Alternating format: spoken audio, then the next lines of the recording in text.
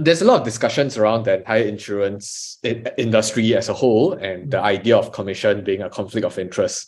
So I think one of the most kind of burning questions behind many retail customers, myself included, by the way, I just wanted to get your views on like the commission-based structure of how the insurance industry is kind of structured in a way. And do you see any issues and maybe your thought process behind the whole industry itself?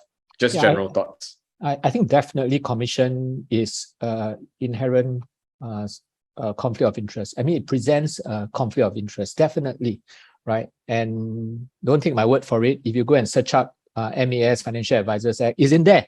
Even the MAS says that commission is a conflict of interest, and therefore financial advisory firms who wants to call themselves independent cannot take commission. And if we take commission, we are supposed to declare it. So it's very clear, even in the regulations, that commission is a potential conflict of interest.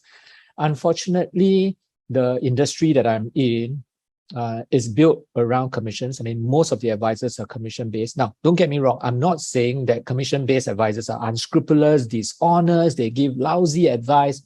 It's not that. It is just that there is always that temptation, right, for us to recommend a more expensive product to benefit myself. Now, even if you are the most honest advisor, actually grammatically that's wrong. There's no most honest. It's either honest or dishonest. So even if you are an honest advisor and you want to give the best advice, every day you are fighting this temptation.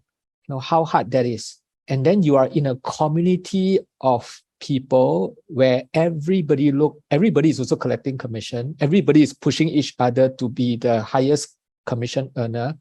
The reward system in the industry is based on commission, the MDRT, COT, TOT. How we recognize a top performer is based on commission, not the quality of advice. So you can see how commission can be a problem in our industry. Then maybe to kind of just build up that, right? Like personally as a retail customer, like let's say if I made a financial advisor today, whether is it independent or not, because I think there are IFAs out there that say that they represent multiple companies as well. So given that inherent conflict of interest, right, would the quality of advice come to me, would it be bad in a way, or is there still ways to kind of mitigate those kind of the issue? Yeah, it's a good question. I mean, when the FA Act was put in place in 2002, it started this whole industry of supposedly what we call independent financial advisor. And the narrative is always, we are independent because we represent many companies.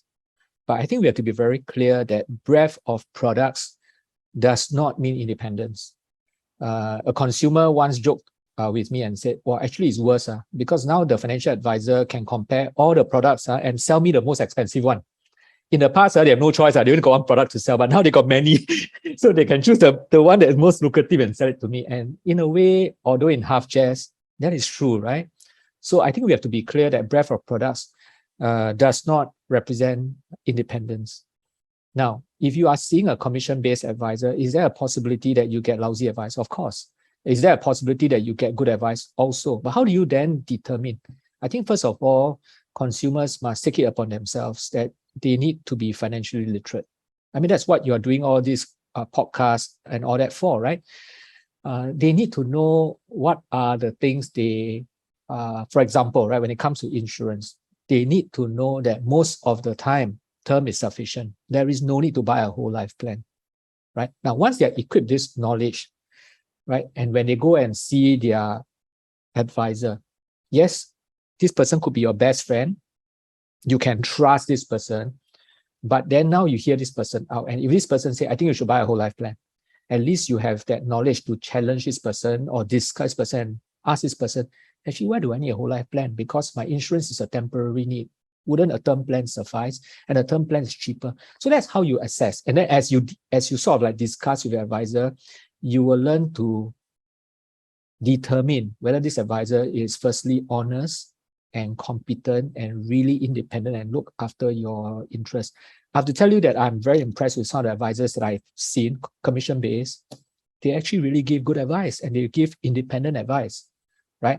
But the starting point is consumer first must be equipped with knowledge. Otherwise, how else do you determine? whether the advisor is good for you?